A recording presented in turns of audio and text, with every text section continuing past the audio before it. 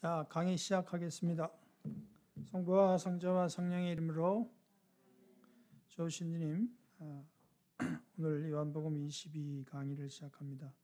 이 시간을 통해서 주님이 그 십자가의 순환을 이해하고 우리가 잘 묵상할 수 있도록 이끌어 주시고 저희를 인도하여 주소서. 성부와 성자와 성령의 이름으로 아멘. 자, 요한복음 18장 1절에서 11절까지 읽으면서 시작하겠습니다. 예수님께서 이렇게 말씀하신 뒤에 제자들과 함께 기드론 골짜기 건너편으로 가셨다. 거기에 정원이 하나 있었는데 제자들과 함께 그곳에 들어가셨다.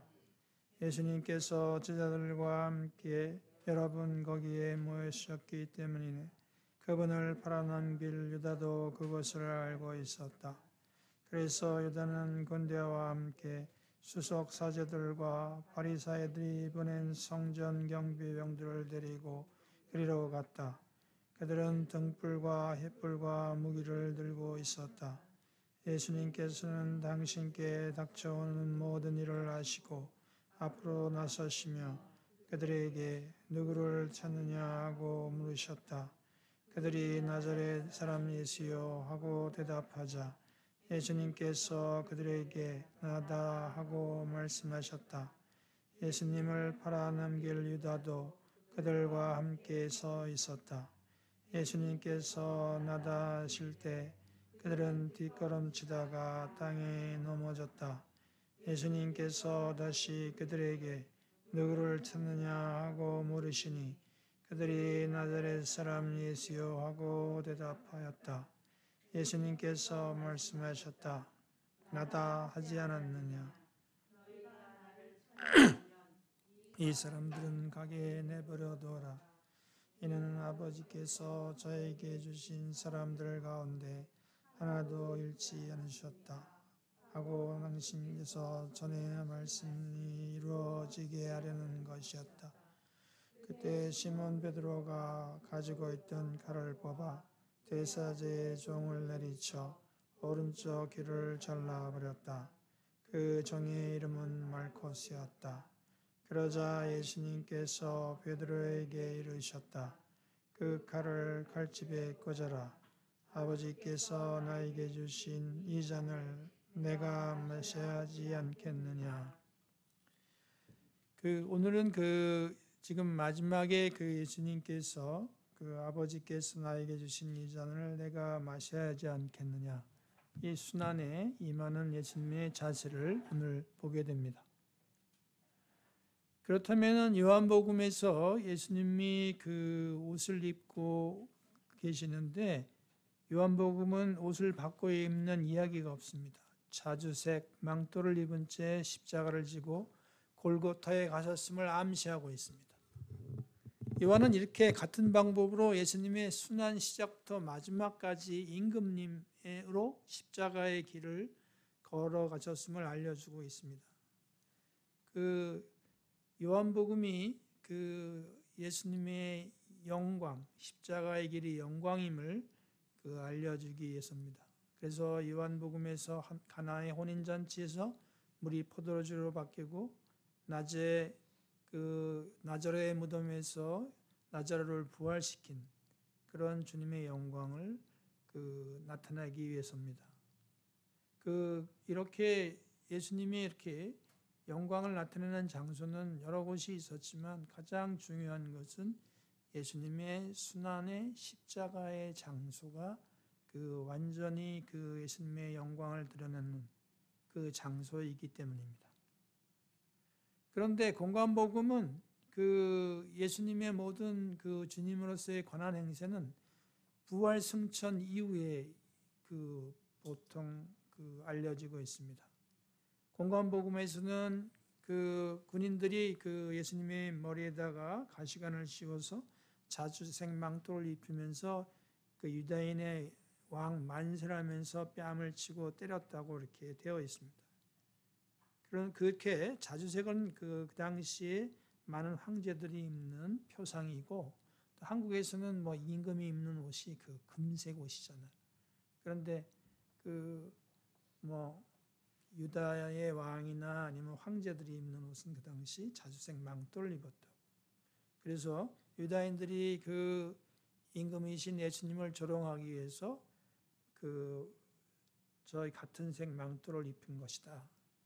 그리고 이제 군사들은 자주색 망토를 입히고 그분이 본래 입었던 옷으로 바꿔 입힌다고 공관복음에는 되어 있지만 요한복음은 첫 번부터 끝까지 왕으로서의 순환에 임하시는 모습으로 표현되고 있습니다.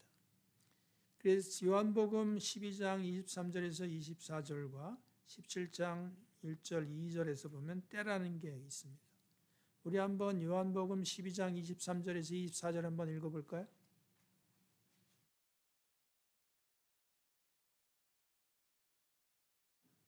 준비되신 분이 읽으시면.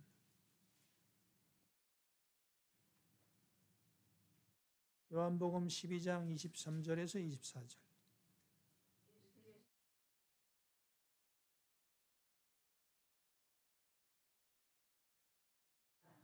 내가 진실로 진실로 너희에게 말한다.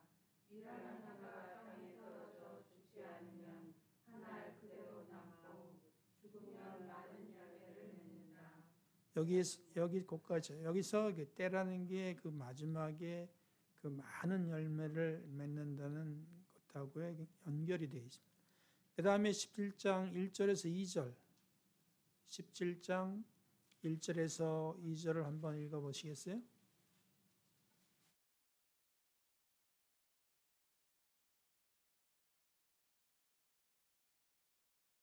이렇게 이르시고 나서 하늘을 향하여 눈을 들어 말씀하셨다. 아버지, 때가 왔습니다. 아들이 아버지를 영광스럽게 하도록 아버지의 아들을 영광스럽게 해주십시오. 2절까지 읽어보세요. 아버지께서는 아들이 아버지께 주신 모든 이에게 영원한 생명을 주도록 아들에게 모든 사람에 대한 권한을 주셨습니다. 그 아버지 때가 왔습니다. 아들이 아버지를 영광스럽게 하도록 아버지의 아들을 영광스럽게 해 주십시오. 그 다음에 영원한 생명을 주도록 아들에게 모든 사람에 대한 권한을 주셨습니다. 이렇게 이 때는 그 예수님의 순환과 죽음의 때이고 그 예수님이 17절 2절에서 그 말씀하신 대로 그 아버지를 영광스럽게 하도록 또 아버지의 아들을 영광스럽게 해 주십시오 하는 게 바로 이 순환을 죽음을 맞이하는 것이 충만한 영광을 나타내는 것입니다. 그래서 우리가 이 로고스 창가에 보면 말씀이 사람이여 우리 가운데 계셨다는 것이 전 그대로 적용이 되는 거죠. 그래서 우리는 그분의 영광을 보았다는 말씀이 사람이 되셔. 다시 말하면은 나자렛 예수님으로서 우리 가운데 사셨다는 겁니다. 그래서 우리는 그분의 순환을 겪고 십자가에서 돌아가심으로써 때 그분의 아주 충만한 영광을 보았다고 말하는 것이 여기 바로 때입니다. 17장 1절에서 2절의 내용을 상세하게 설명하는 것입니다. 이제 지리적으로 이제 겟세마니의 순환이 나오는데 이게 순환을 어느 누구나 기꺼이 이렇게 받아들인 사람은 없잖아요. 그런데 요한복음에서는 예수님이 하나님의 뜻을 완전히 순종하고 받아들여서 적극적으로 이 순환에 참여하시는 모습들을 우리에게 보여줍니다. 그래서 예수님이 당신을 기꺼이 잡으려고 하는 사람한테 내주는 게 그게 핵심입니다. 그래서 십자가 골고타의 핵심 메시지는 십자가에 못 박히신 예수님이 만 백성의 임금으로서 영광을 드러내고 통치하신다는 것을 의미하고 있습니다.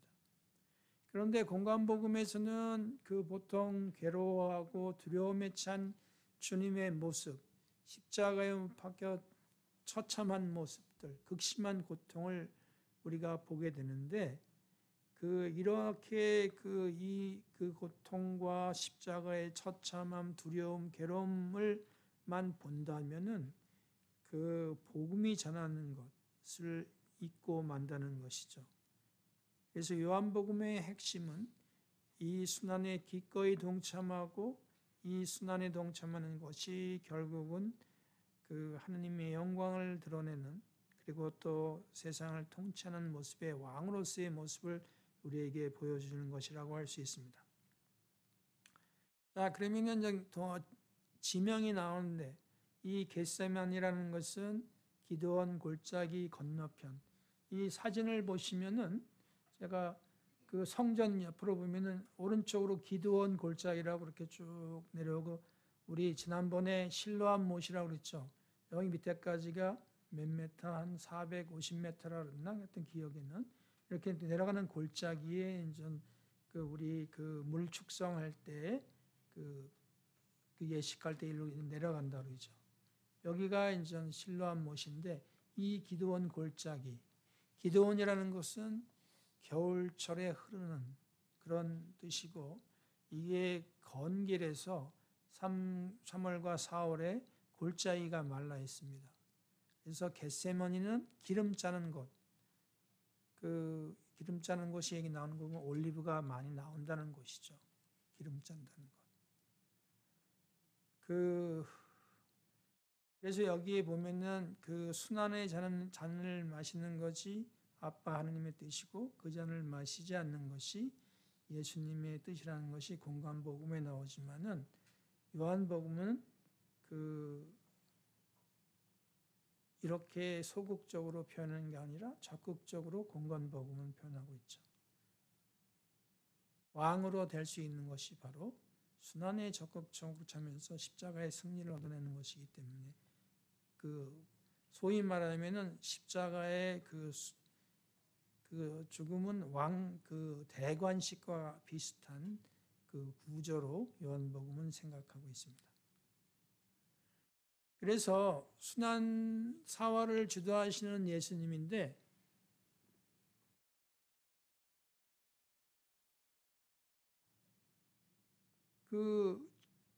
순환의 잔을 마시는 것은 처음부터 예수님 자신의 뜻이 없었기 때문에 예수님은 위험과 권위를 지고 적극적으로 당당하게 순환 사건을 주도해 나갑니다. 그래서 요한복음에서 유다가 겟세마니에서 예수님과 익숙하고 의미 있는 장소로 있고, 이때 유다의 역할은 성전 경비병을 들과 함께 예수님을 소리 소문 없이 잡을 수 있는 안내자 역할을 한다는 것이죠. 지난번에도 제가 얘기했지만, 이 파스카 축제 때 예루살렘 성전에 순례하기 위해서 유대인이든 외국인이든 300만 명이 순례자들이 예루살렘에 몰려든다고 했죠. 제가 아마 지난 수요일날 강론 때 그런 얘기했지만, 회당에서는 하느님의 말씀을 들어 있지만은, 이 성전에는, 예루살렘 성전에서는 죄악의 꾀가 있기 때문에 하느님을 만나는 곳으로 상징하고 있기 때문에 이들이 이런 순례를 하는 이유가 되는 것이죠. 그래서 파스카의 규정에 따르면 예루살렘 성전에서 꼭 도살을 해야 되고, 그 고기는 예루살렘 성 안에서만 먹을 수가 있어요. 그리고 또 파스카 양을 먹은 순례자들은 그날 밤에는 반드시 예루살렘 도성안에서 밤을 지내야 돼요. 그런데 순례자들이 이렇게 30만 명이나 엄청난 숫자가 예루살렘 성 안에 숙소를 마련할 수 없기 때문에, 파스카 축일 당일에는 이 예루살렘의 경계가 넓어져 가지고 겟세마니를 포함해서 예루살렘을 둘러싸고 있는 주변 언덕, 올리브산 위의 마을까지 예루살렘의 경계가 확장되는 것입니다. 자, 다시 이렇게 돌아가 보면, 그림을 보면은 여기서 보면 이 예루살렘 보면은 이렇게 있죠. 성전. 그다음에 그 윗도시, 아랫도시 있는데 이렇게 실로암, 한눈 골짜기, 에스네는 헤로데 궁전, 거룩한 무덤, 골고타, 그다음에 안토니아 요새까지 이렇게 확장되는 그 예루살렘이 확장돼서 그곳에 머물 수 있는 것이 파스카 축제를 지내는 사람들의 지리적인 그 환경입니다.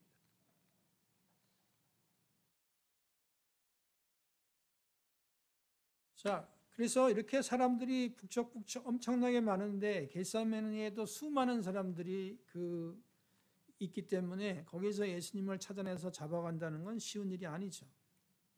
그리고 성전 경비병이 그렇게 많은 사람 속에서 예수님을 찾아내고 붙잡는 게 쉬운 일이 아니고, 또 이게 아까 그 겟세마네는 뭐라 그랬죠? 올리브 나무가 있는 기름 짜는 곳이라 해서 그 올리브 나무에 빛이 가려서 어두웠겠죠. 그런 이유로 유다의 지도자들은 그 앞잡이로 그 예수님의 제자인 유다를 앞세워서 있는 것이죠. 그래서 그 겟세마네 정원에서 잠자고 있는 수많은 그 순례자들에게 동요를 일으키지 않고 조용히 예수님을 잡을 방법으로 유다에게 돈을 지불한 것이었다고 얘기합니다. 그런데 그 당시 전 마찬가지로 그 유다 지도자들이 보낸 경비병도 있겠지만 빌라도 총독도 함께 보낸 로마 군사들이 있습니다. 왜냐하면은 그 당시 파스카 하면은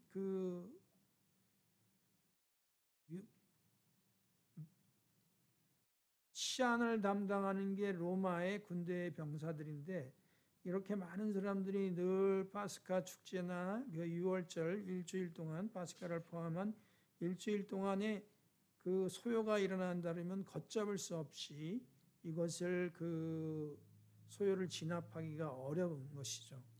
왜냐하면 300명대 보통 그 당시 유대 이스라엘을 관할하는 그 군인들은 일개 한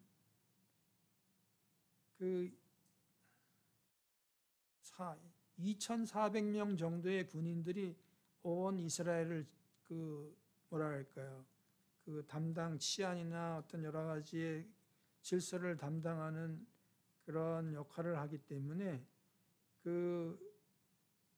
만약에 예루살렘에서 소요가 있게 되면은 모든 책임은 빌라도 총독이 져야 되기 때문에 협조하는 차원에서 유다자들이 빌라도에게 도움을 청했습니다.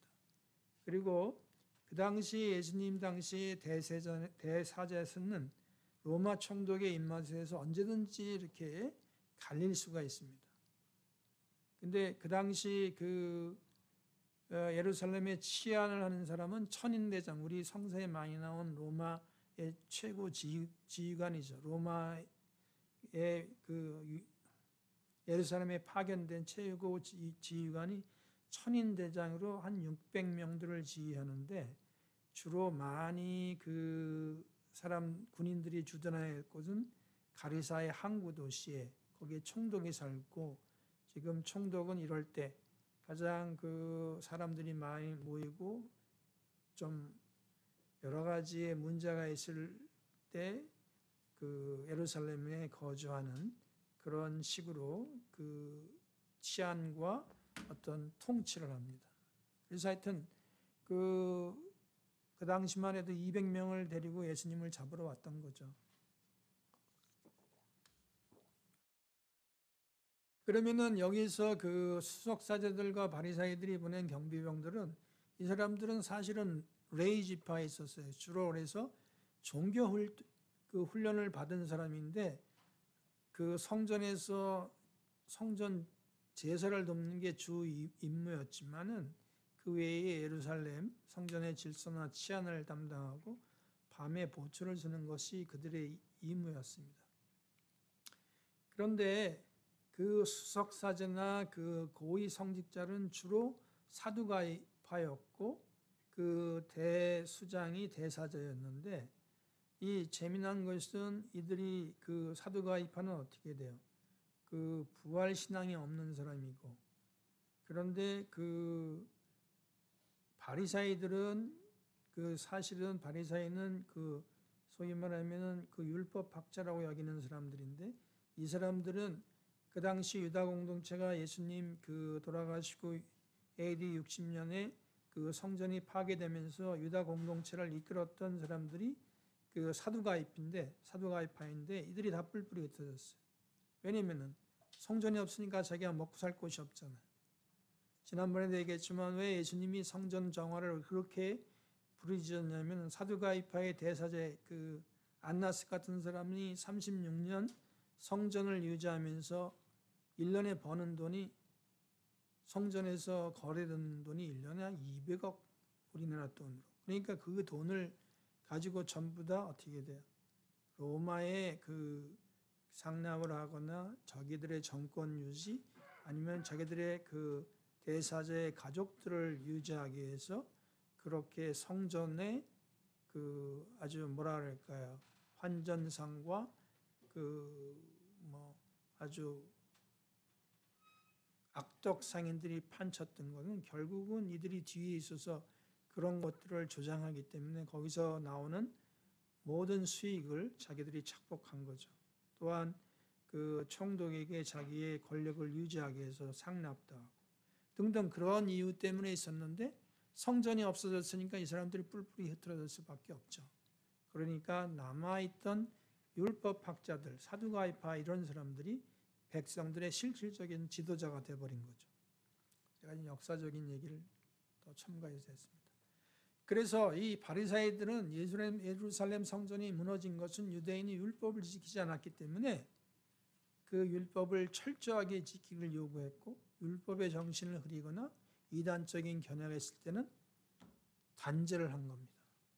그래서 그 당시에 나자렛 예수를 메시아라고 여기는 그리스도인을 단죄하고 회당에서 추방시킵니다. 그래서 당시의 상황이 요한복음에 그대로 반영돼서 바리사이들이 경비병을 보내어 예수님을 붙잡아오게 한 것처럼 된 것입니다. 이거는 시대의 순위 AD 12년에 성전이 파괴되고 요한복음이 쓸 때가 AD 100년경이거든요. 그러니까 그것은 전 고시대의 상황을 반영했기 때문에 그 당시 사두가이파가 한 것들을 인전 바리사이들이 한 것이 돼버렸던 지필 견해가 있는 것이죠. 자, 오늘 제일 중요한 얘기는 나다 하는 그 표현, 에이고 에임이라고 하는 예수님. 18장 4절에서 6절의 내용인데 누구를 찾느냐고 물었더니 예수님이 나다. 그게 단순히 자기를 가리키는 게 아니라 그리스말로 에고 에이미. 에고 에이미는 지존하고 거룩한 하느님의 이름이죠. 그래서 미디안 광야에서 불타는 과시덤불에서 당신의 이름을 묻는 모세에게 에이고 에임이라고 대답하셨습니다. 우리 탈출기 3장 13절에서 14절을 한번 찾아서 읽도록 합시다. 탈출기 출애굽기 3장 13절에서 14절.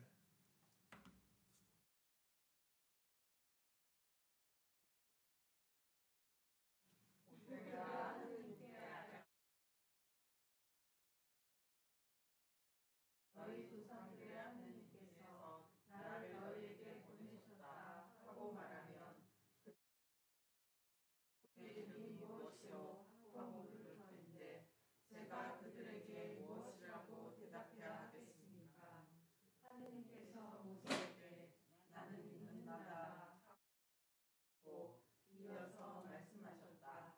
너는 이스라엘 자손들에게 있는 나께서 나를 너희에게 보내셨다 하여라. 그래서 거룩한 하느님의 이름이 에이고 에이미.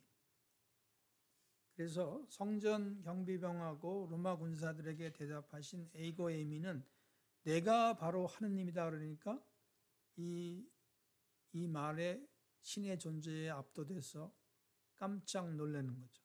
그래서 이제 성서에는 너무 놀라서 뒤로 넘어졌다고 그런 표현이 나오는 이유가 여기에 있습니다. 그리고 18장 7절에서 8절 그들이 나자렛 예수라고 하자 예수님은 두 번째로 에이고 에이미로 응답하신 다음에 예수님은 두 번이나 누구를 찾느냐고 물으신 것은 의도적이라고 얘기합니다. 자기 입으로 두 번이나 수배자 이름 나자렛 예수라고 말했으니까 이것은 제자들을 건드리지 말으라. 너희가 나를 찾는다면 이 사람들은 가게 내버려 두어라. 그런 뜻입니다. 그래서 그 예수님은 그 부탁이 아니라 명령하신 거예요. 그래서 의도적으로 제자들이 아니라 이 사람들이라고 하십니다. 그래서 그런 이유는 그 제자들이 아직도 예수님을 위해서 죽을 준비가 되어 있지 않기 때문이라고 그 성서학자들은 말하고 있습니다.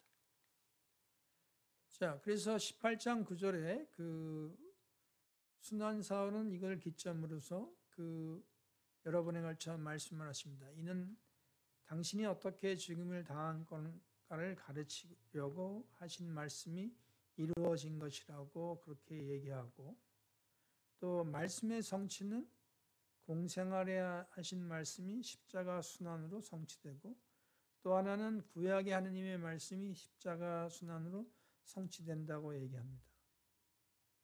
그래서 예수님은 구약에서 신약에서 하신 말씀, 영원부터 계셨던 말씀이고 육화된 말씀이기 때문에 그분의 말씀은 곧 하느님의 말씀이라고 하시는 겁니다.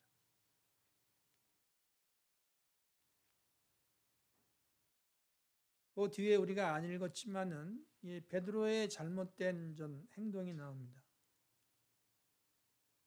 그 예수님이 하나님의 뜻을 기꺼이 받아들이고 고난의 그 십자가를 들고 계시고 베드로는 이것을 완강히 거부하며 칼을 들고 있습니다.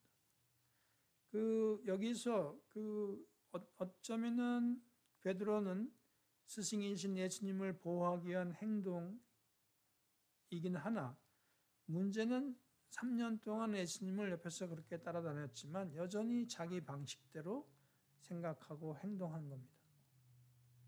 그런데 여기에서 베드로의 그 귓볼을 잘랐다는 내용이 보면은 베드로가 왼손잡이 있을 때 오른쪽 귓볼을 칠 확률이 큽니다.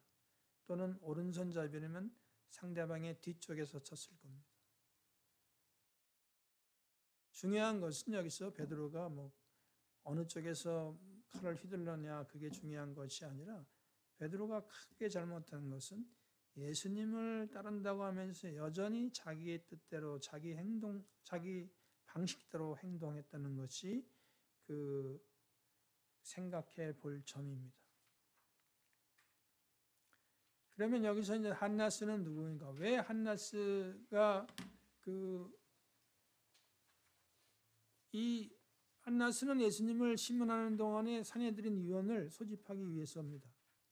이 밤에 체포했기 때문에 법정에 세우기 위해서 조서를 작성하기 위한 신문으로 봐야 되는 것이죠. 그래서 그 유대인은 항상 법정에서 정식 재판은 해야 되는데 대사제며 그 산헤드린 의장인 가야파가 해야 되는데 이 가야파는 누굽니까? 한나스의 사위죠. 그래서 한나스는 21년 동안 대사제를 지냈고 그 당시 사위가 그 가야파인 대사제인데 이 한나스가 그 가야파보다 훨씬 대부 같은 존재이기 때문에 이 신문을 먼저 통해서 알아내는 것을 사위에게 알려주기 위한 것이다 라는 것입니다. 그런데 한나스가 두 가지 질문을 합니다. 그들이 예수님을 죽이려고 하는 진짜 이유는 백성들이 예수님에 대한 인기가 높았기 때문이고 그래서 그 질문은 얼마나 많은 사람들이 예수님의 가르침을 듣고 제자가 되었는지를 묻는 것인데, 그리고 예수님의 가르침에 대해서 신문한 것은 거짓 예언자로 몰기 위한 것입니다. 그리고 예수님이 한낱 그 목수, 감히 유대교에 대해서 가르쳤으니까 이것은 하나님의 백성을 미혹하고 유대교의 정통성과 질서를 어지럽힌 행위라고 볼 수 있는 것이죠. 그래서 유다 지도자들은 이미 예수님을 군중들을 속이는 거짓 예언자라고 생각해서 붙잡아 죽이려고 했습니다. 그런데 예수님은 한나스의 첫째 질문에 대해서 대답하지 않습니다. 첫째 질문이 뭐냐? 제자가 몇 명이냐? 가르침을 받고 제자가 된 것에 대해서 물은 것이 예수님이 그 제자들을 보기 위해서 질문에 대해서 답변을 안 하죠. 그리고 예수님은 정당한 재판을 요구합니다. 왜 나에게 묻느냐? 그 법적 절차에 따른 정당한 재판을 요구합니다. 그래 유다 법정에서는 고발당한 자를 재판관이 직접 신문하지 않습니다. 재판관은 증인들의 증언만 갖고 판결을 내립니다. 그래서 예수님의 이러한 왜 나에게 묻느냐는 그 질문은 증인들을 법정에 불러서 그의 증언을 들으라고 하는 요구이기도 합니다. 그래서 예수님이 정당한 요구를 하자 뺨을 때린 것은 예수님의 항의는 단순한 항변이라기보다는 피고인으로서 요구하는 것에 대해서 권력으로 짓누르는 행동이라고 할 수 있는 것이죠. 그래서 여기에서 산헤드린 최고법정의 재판이 생략된 이유는 빌라도에게 넘긴 사람이 가야파임을 암시할 뿐 공식 재판이 요한복음에서 나오지 않습니다. 그 이유는 요한복음이 쓰일 당시 독자들은 공관복음을 통해서 그 순환 사화에 대한 것들을 이미 잘 알고 있었기 때문입니다. 두 번째는 요한복음의 독자들이 최고회의 의원들이 예수님을 죽이려 한 사실과 예수님에게 사형 선고를 결의하고 있음을 알고 있었고, 또 예수님이 가야파 법정에서 재판을 받고 신성 모독죄로 사형 선고를 받았음을 구태여 얘기할 필요가 없기 때문에 그 재판이 생략된 겁니다. 그런데 이런 두 가지 이유보다는 본질적으로 빌라도 법정에서 예수님의 재판이 그의 왕권에 집중하고 있음을 부각시키기 위함이라고 요한복음의 어떤 배경입니다.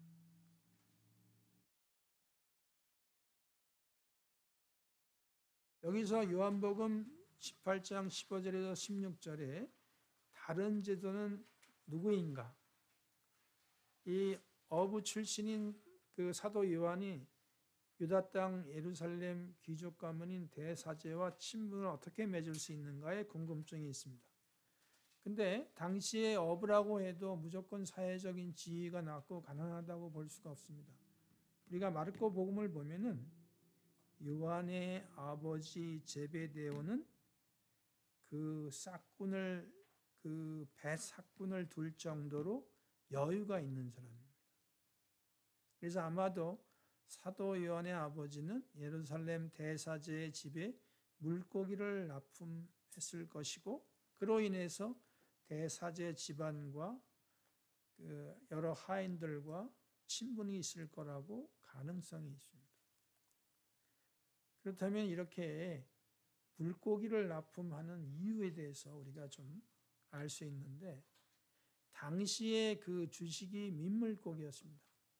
바닷고기보다 민물고기를 즐겨 먹었다고 합니다. 왜냐하면 이스라엘의 가장 큰 도시 텔아비브인데 이 고기가 바닷물고기의 수확량이 작았다는 것에서 알 수 있습니다. 우리도 마찬가지예요. 1960년 70년, 80년 그때까지 생선 먹는 게 뭐 흔한 게 뭐가 있어요?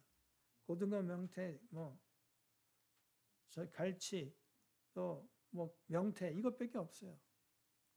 그렇지만은 이게 선박이 그리고 어종이 이렇게 개발을 하면서 물고기들을 저 바닷고기를 많이 먹게 되는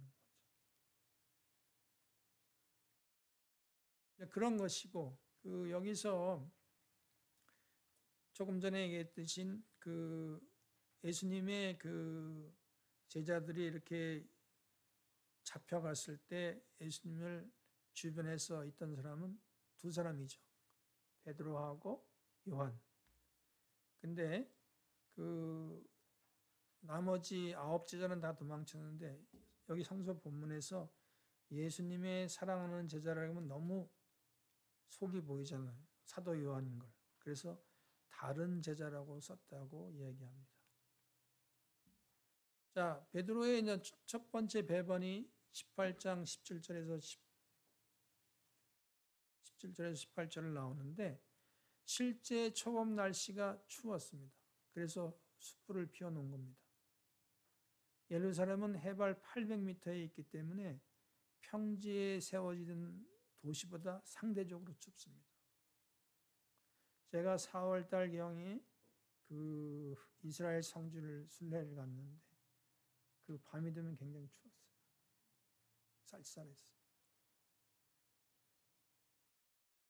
그래서 보통 우리가 성지 순례를 하면은 부활절 이후에 성지 순례를 보통 가죠. 왜냐하면 날씨가 좀 그때부터 따뜻해지니까. 그 전에 가면은 굉장히 추워요.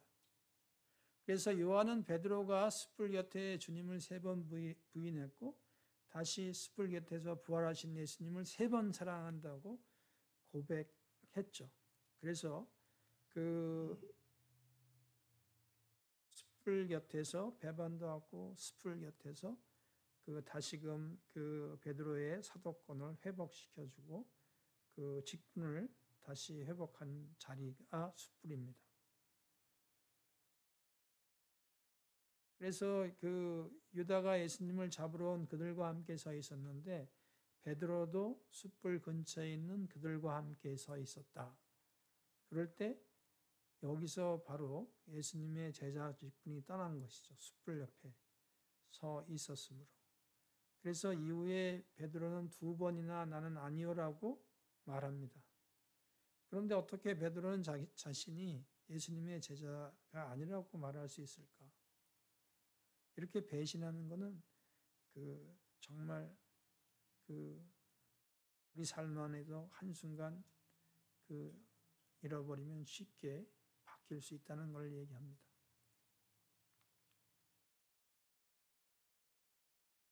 그래서 베드로의 2번, 3번째 배반이 18장 25절에서 27절에 나오는데 갈릴레아 사람들의 억양과 유다의 사람과 예루살렘의 사람들의 억양이 달랐다고 합니다.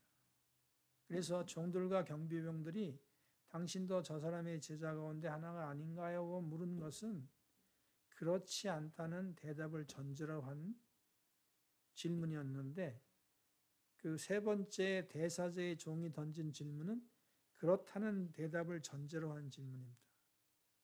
그래서 베드로가 다시 아니라고 부인하자 곧 닭이 울게 됩니다. 곧 닭이 울었다고 합니다. 이게 18장 27절에 나오는 내용이죠.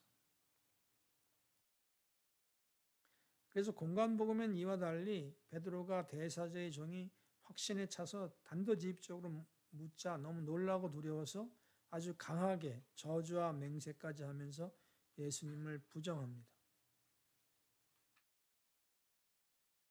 그렇다면 왜 베드로는 예수님을 배반했을까요? 첫 번째, 붙잡혀서 죽을지 모른다는 두려움 때문입니다. 그래서 성경에 제일 많이 나오는 말씀 가운데 하나가 두려워하지 말랍니다. 두려움은 하나님과 함께 살아가는 우리들에게 삶을 실패로 이끕니다. 그래서 이스라엘 백성들이 에집트에 탈출하고 대다수의 많은 사람들이 약속의 땅 가나안을 들어가지 못했습니다. 그것은 뭐 가나안에 들어가면 거인족들이 살았기 때문에 혹시 죽을지도 모른다는 두려움, 그리고 하느님께 온전히 의탁하지 못한 것 때문이겠죠. 그래서 우리는 나를 두렵게 만드는 것이 도대체 무엇인가를 한번 깊이 생각할 필요가 있습니다. 그것이 외로움이든 상처건 아픔이든 실직이든 실패든 앞으로 다가올 죽음이든 무엇인지 우리는 그것을 대면해야 합니다. 그래서 두려움의 대상을 우리가 두려워하지 않을 때 비로소 우리는 이 파괴적인 두려움이라는 것에서 벗어날 수 있는 것이겠죠. 그래서 베드로가 주님을 배반한 것은 붙잡혀 죽을지 모른다는 두려움 때문에 배반을 한 것입니다. 어쩌면은 베드로가 가치관이 예수님과 일정 부분 달랐기 때문에 그의 배반은 예상할 수 있었겠죠. 그래서 우리는 신앙의 자유를 누리곤 우리는 베드로 사도처럼 그리스도교 신앙 때문에 잡혀갈지 모른다는 두려움은 없겠습니다. 하지만 우리가 하느님의 일은 생각하지 않고 자신의 일만 생각한다면 그것 또한 그분을 배반하는 것입니다. 그래서 진정 하느님의 일을 우선시하고 그분께 충성을 다하고 싶다면 매일 자신의 십자가를 지고 주님을 따라야 하는 것이 우리에게 주어지는 목표라고 할 수 있습니다.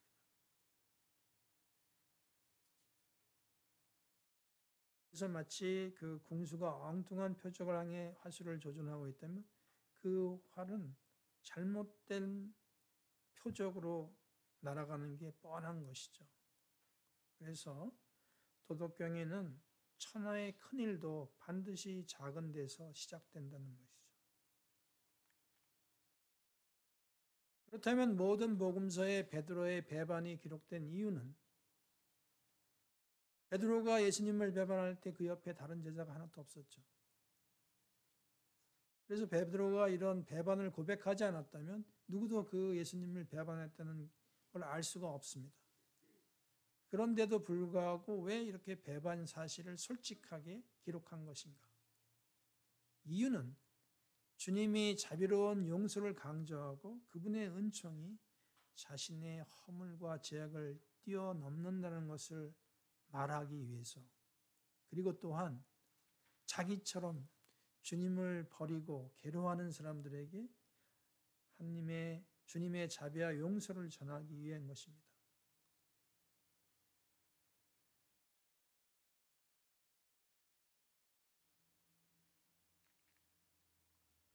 그렇다면 오늘 성경에서 나오는 우리 인간의 양면성은 노아의 모습에서 어떠한 것을 여러분이 볼 수 있습니까? 창세기 9장 21절에 술 취해 벌거벗은 채 잠들어 있는 것이 전부입니다.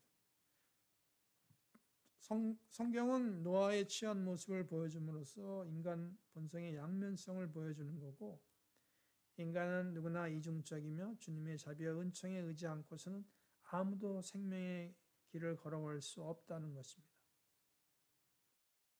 성서에서 아주 죄인인 다윗의 부끄러운 모습들을 그대로 우리에게 전달하는 이유는 오직 우리가 주님의 자비와 은총에만 의지해서 살 수밖에 없고, 또 하느님의 위대하심은 부족한 우리 인간을 통해서 이루어진다는 것을 알려주기 위해서입니다.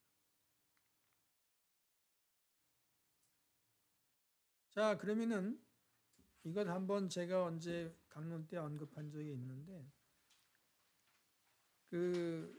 세 번이나 베드로를 치유해 주신 예수님의 두려움에 정신없이 배반한 당사자에게 죄책감과 자기 혐오라는 깊은 상처가 남게 됩니다. 예수님을 그렇게 3년 동안 다니고 또 그렇게 자기가 그렇게 철석같이 약속을 한 것을 배반을 했으니 자기 혐오하고 죄책감이 얼마나 많았겠습니까? 그래서 예수님께서 베드로를 다시 일으키려고 섬세하게 배려하시는 겁니다.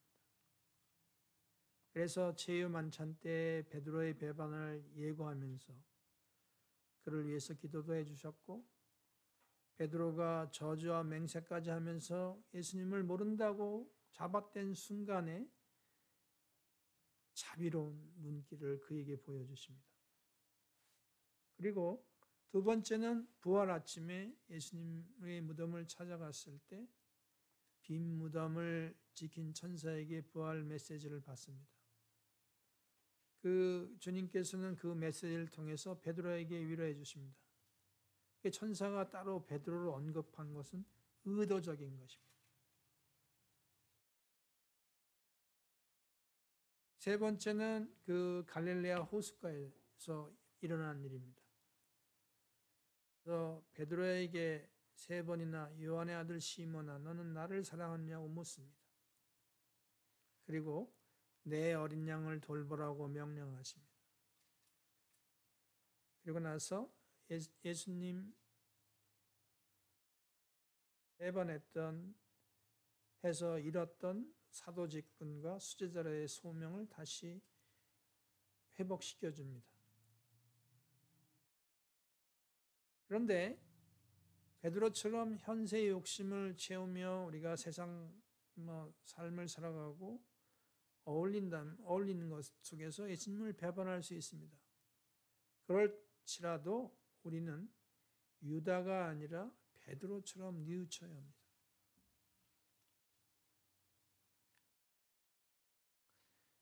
여기서 이 뉘우침은 회개입니다. 회개는 메타노이아라고 하는데 유다의 뉘우침은 메타멜로마이라고 합니다.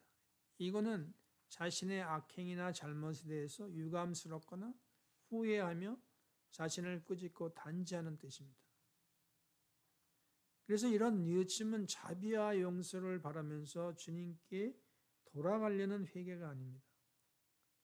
회개는 나아가는 뉘우침은 회개로 나아가는 뉘우침은 용서와 새로운 삶을 선물하지만 그렇지 않은 단순한 후회는 자기 단죄와 파멸로 끝나게 되는 것이죠.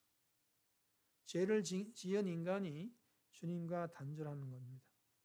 주님이 지은 인간을 내치는 것은 결코 아닙니다. 주님은 어떠한 경우라도 우리를 당신과 떼어놓지 않습니다.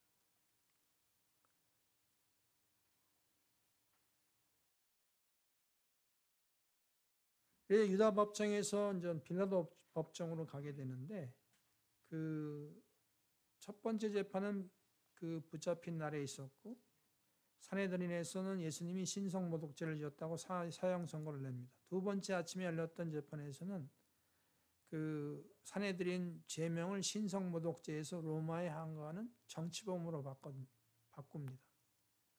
이렇게 하는 이유는 예수님을 정치범으로 몰아야지만 십자가에 처할 수 있게 됩니다. 그 유대법에 따르면 어떤 사람이 시신을 나무에 매달려 있다는 것은 그가 하나님의 저주를 받아 처형되었음을 공식화하는 행위입니다. 우리 신명기 21장 22절에서 23절을 한번 보도록 합시다. 먼저 준비된 사람이 읽어주세요. 신명기 21장 22절에서 23절.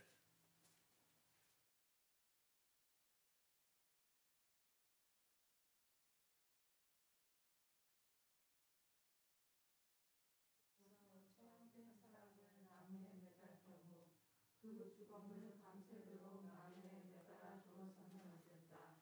반드시 그날로 묻어야 한다. 나무에 매달린 사람은 하나님의 저주를 받은 자이기 때문이다. 너희는 주 너희 하나님께서 너희에게 상속 재산으로 주시는 땅을 부정하게 만들어서는 안 된다. 그 신명기 법에 돌에 맞아 사형을 당한 사람이 하나님의 저주를 처형된 것이라면 그 시신을 나무에 매단다는 것인데, 그런데 산채로 나무에 매달게 되면 그 사람은 엄청난 저주를 받은 사람이 되고 맙니다.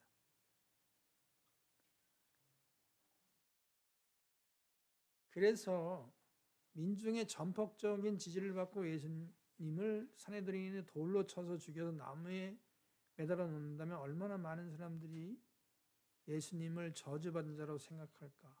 그래서 그 사내들인 그 법정에 반발하고 소요를 일으킬 수 있기 때문에 사내들인은 예수님을 직접 처형하지 않고 빌라도 총독의 손을 빌려서 처형하게 됩니다.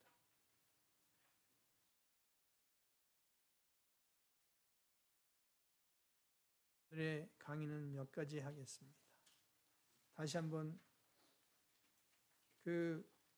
결국은 이렇게 그 신명기의 법을 따라서 이렇게 자신들이 하고 싶지만 이 억울한 죽음에 대해서 사내들인에 반발하고 소유를 일으킬 수 있기 때문에 예수님을 직접 그 사내들인에서 처형하지 않고 빌라도의 손을 빌려서 정치범으로 좀 몰아서 처형하려고 하는 것이죠. 강의는 여기까지 하겠습니다. 영광이 성부와 성자와 성령께 항상 영원히 아멘. 좋은 소식은 한 달 후에 강의가 재개되겠습니다. 감사합니다. 성부와 성자와 성령의 이름 아멘. 네.